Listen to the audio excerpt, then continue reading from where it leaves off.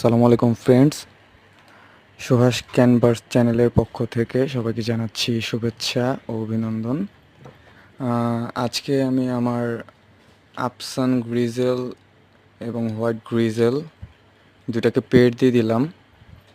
সবাই দোয়া করবেন যাতে এই পেয়ারের বাচ্চা থেকে আমি মোটামুটি ভালো রেজাল্ট বের করতে পারি। তো এই কবুতর জোড়া হচ্ছে আমার খুব পছন্দের কবুতর। আমি খুব কষ্ট করে কালেকশন করছি এই কবুতর জোড়া ব্রিড করানোর জন্য।